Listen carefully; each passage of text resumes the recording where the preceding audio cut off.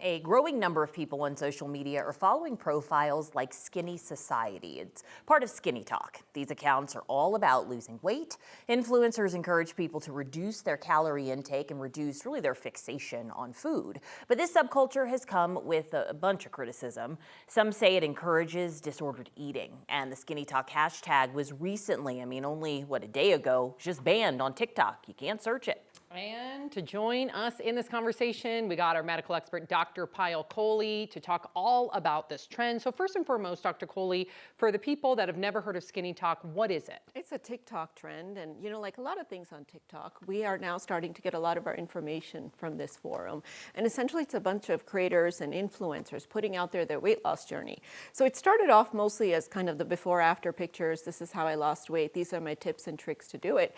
Now it's getting to the point where people are starting to give nutrition advice, eating advice, diet advice. And as you said, Alex, it's turning into a bit of a problem because depending on who you listen to, some of it goes too far. It's starting to create an abnormal relationship for people with food and with how they think about their bodies. Well, I'm just gonna, I love Skinnytok. I live in Do you follow it? I do. I follow in a couple of creators, and we talked, like, there are some dark spaces in the Skinnytok world, but for me, it's motivation, and it's kind of funny, one of my favorite sayings that I'll tell myself, it's like, do you want a snack or do you want to be a snack? I'm like, I want to be a snack, Dr. Kohli, so I'm going to put down these Cheetos. Okay. So like that kind of, it's encouraging. I need tough love. So I like it. Let's start with the positive. So what has it done that's really positive? It's raised awareness of eating behaviors, which for the longest time we've been doing absentmindedly, right? Yes. And we do it in a food addictive way. It's raised awareness of a condition called food noise or food addiction, where people have a little voice in their head. They need to be eating all the time because they actually get a dopamine hit from the food. This is an addictive behavior that's actually been defined by Yale on a food addiction scale. So it's a pathology, it's a disease, and it's raised awareness of that. And then, as you said, Alex, it's changed people's motivation. So it gets people off their butt and it gets them to stop having what we call toxic body positivity, which means body positivity to the point that it's hurting your health. But my concern is that it should promote good health, not promote bad health. Right. And that's what I worry as a physician, is that sometimes it crosses over into the negatives that we discussed. Because it is hard to paint an entire trend with a broad brush, right? For some, it can be very motivating. For others, you don't know their history or who they're following. Every creator is going to be different. So would you say this is dangerous? What advice would you give to one of your patients who might be following it? So I would say there are certain very high-risk groups for following Skinnytok. And if you're a parent, do not let your adolescent girl follow it, because one of the concerns that's come out of it is that you create abnormal body standards. And for some of us that are prone to either eating disorder or something called body dysmorphic disorder, where we have a distorted view of our body, we're obsessed with eating and health and looking good, this can actually create an eating disorder like anorexia, or it can create mental health problems like anxiety, depression. So teenage girls are the most susceptible, but athletes also, because they're often focused on their performance as well as anyone who's had an eating disorder in the past, or actually anyone who has extra weight. They're all prone to this. Now, having said that, I think it's probably reasonable to follow with certain guardrails, which is that you want to follow nutritionists, dietitians, not just anyone with a ring light who has some advice to give, and especially not people who are not overweight and haven't actually lost weight in a healthy way, because a lot of times you see people who look very attractive, and again, it sets up that sort of abnormal expectation. So keeping it in check, but looking for sources or ways to motivate yourself. I think we've learned so much about weight loss and obesity now with the drugs, knowing that it's an addiction. It's not just you being bad, it's a combination of behavior that drives abnormal eating. What I do love about, a certain space of this trend is they're like, you don't need Ozempic, you don't need the drugs. Like, you have the power and the ability within yourself to control what you're eating, to control those cravings. So that is very empowering for me too, to say, okay, I can do this on my own. I can get to the, the weight I want to be.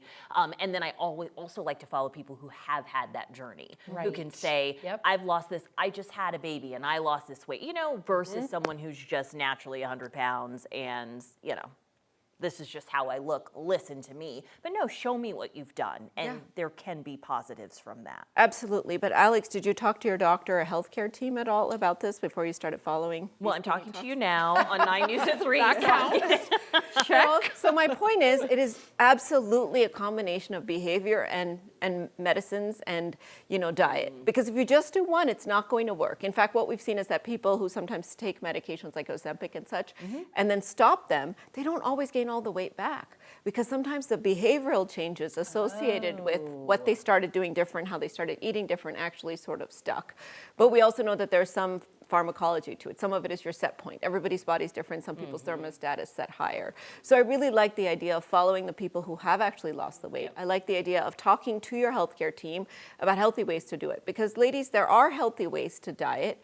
In fact, the American College of Cardiology has put out a publication saying if you do 2 out of 3 of the following things, restrict 2 out of 3 of them, you're going to lose weight. So what you eat, when you eat, or how much you eat. So pick any 2 out of 3. Don't do all 3 out of 3, because that's when you start getting into nutritional deficiencies and problems with hormones and all that kind of stuff. So what you eat, low-fat food, what we call volume eating kind of low-fat food that's not that calorie dense, like vegetables and fruits and grains and those types of things. When you eat, that's that intermittent fasting that we've talked about before, eating only between 10 a.m. and 6 p.m. And then how much you eat, that's that portion control. So you fill up your plate. You put back 25%. Oh. And for the first week, you're going to be a little hungry. But after that, your brain adjusts, the satiety hormones adjust, and it's a healthy way to get that weight off. Now, going back to Skinnytok, because I knew nothing about it, and I'm like Alex in the sense that when I'm sitting at my desk, and let's be honest, most Americans today are 9-to-5ers. We're sitting at our desk. We don't move as much as you want us to. I know you say like once an hour, get up, go for a little walk, and I try and do that. But we do have a candy drawer here. And it's always in the back of my mind, like I'm bored, let me just go get a piece of chocolate. Well, 4 pieces of chocolate later, times 5 days a week. So do you think in those seldom cases to have just kind of like somebody to combat those little urges is a good thing for someone like me? I think it's a great thing. Yeah, I might start, you're gonna have to give me So I think if you're following the right person, Okay. this can really be motivational and behavioral changing. I just don't want you to follow blindly. Okay. If someone is saying something like skip your dinner and eat a bowl of gelatin because it fills up your stomach, or don't drink water because it causes bloating, or go to the gym 4 times a day, these are not healthy behaviors. And you need to sort of be able to tell the difference. But if someone is saying, do you really need that piece of chocolate, or are you just doing it because you're bored, you're emotional, you're looking for something to do, you're trying to distract your mind, those are the wrong reasons. So I think those types of tidbits of information that can help us to get insight into our behavior, phenomenal. But I think if it sounds like you're coloring too far outside the lines, that's when you talk to your doctor, your healthcare team, and say, is this really a healthy way to do this? Fair enough. I like it. I think I got the thumbs up. So we're going to stay in the safe zone. Well, you're looking great. So whatever you're doing, keep it up. Thank you, Dr. Coley.